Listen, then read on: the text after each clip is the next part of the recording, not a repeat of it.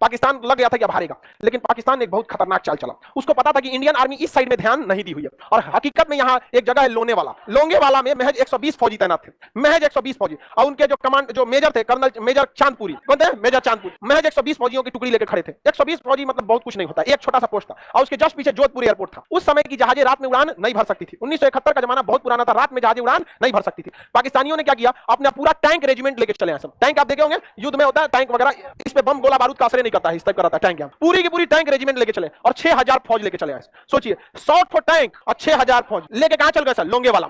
और घुसे सब रात में, उनको पता था कि 100 फौजियों को निपटाने में आधा घंटा लगेगा, टैंक कचा देंगे यहां पर, और उसके बाद चल जाएंगे जोधपुर एयरपोर्ट पे। एयरपोर्ट कुछ कर नहीं पाएगी, टैंक से मार के एयरपोर्ट तोड़ देंगे, कब्जा हो जाएगा यहां पर। अब यहां खड़े थे मेजर चांदपुरी। इनको जब खबर हुआ कि 6000 फौजी आ रहे हैं पाकिस्तानी, 6000 और पूरी टैंक रेजिमेंट है उनके साथ, तो मेजर चांदपुरी को ऊपर दिल्ली से आदेश दिया गया कि आप नहीं लड़ पाइएगा, वापस हटिए। उन्होंने कहा 1.25 लाख एक लड़ावा, तब गोविंद सिंह नाम रहा। भाई सिख सरदार है, 1.25 लाख से नीचे बती नहीं करता है। समझा? उनका धार्मिक नारा है कि चिड़िया नु में बाज लड़ावा, मतलब चिड़िया से हम बाज को लड़ा देंगे। बाज जब आसमान में उड़ता है ना, कोई चिड़िया नहीं दिखती है, भाग जाते हैं सब, खा जाता है पकड़ के वहां पे बाज। तो चिड़िया नु में बाज लड़ा, गीदड़ नु में शेर बनावा, मतलब गीदड़ को भी शेर बना सकते, और 1.25 लाख एक लड़ावा, तब गोविंद सिंह नाम रखावा। कहने का मतलब क्या है?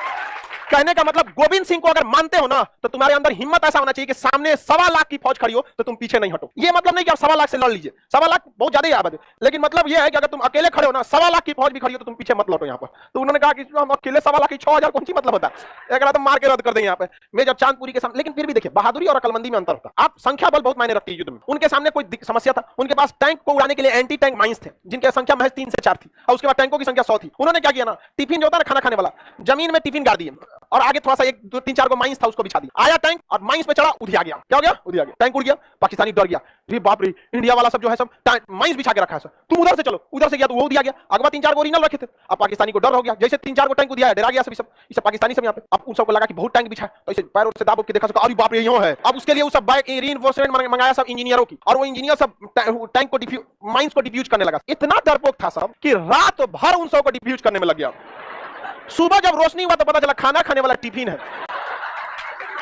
अब रोशनी होने के साथ भारत को एक फायदा तो भारत को एक लॉस भी था। हमारे महज 120 फौजी दिखने लगे सब कि ये तो इतनी सा है सब, ये हमारे लिए बहुत बड़ा सरदर्द था। अब पाकिस्तानियों का मनोबल बढ़ गया कि ये तो मुट्ठी भर है सब। अब 6000 फौज में 120 दिखेगा कहीं? अरे इतनी सा तो 120 हो ही जाएगा सब यहाँ पर, 6000 यहाँ पे। अब पाकिस्तानी सब टैंक लेके हमला करने लगे सब यहाँ पर। अब हमारे बहुत सारे सैनिक क्या हो गए? शहीद हो गए। अब तब तक सुबह की किरण का इंतजार कर रहे थे जोधपुर पर खड़े एयरफोर्स के जवान। सुबह की किरण हुई, जोधपुर से निकले सब हंटर विमान, मारा सब, तबाही मचा दिया सब। पाकिस्तानी अपना टैंक छोड़कर भागे थे सब। आज भी उनकी रिकॉर्डिंग हमारे इंडियन आर्मी के पास रिकॉर्ड है। वो कहते कि इंडियन आर्मी हमें मधुमक्खियों की तरह घेर लिया, हमें भागना पड़ेगा। टैंक छोड़कर भाग गए सब यहाँ से, पूरा का पूरा। आज भी हमारे आर्मी के म्यूजियम में वो टैंक सही सलामत रखे हैं सब, और वो टैंक अमेरिका ने दिया था कि ये बहुत मजबूत टैंक है।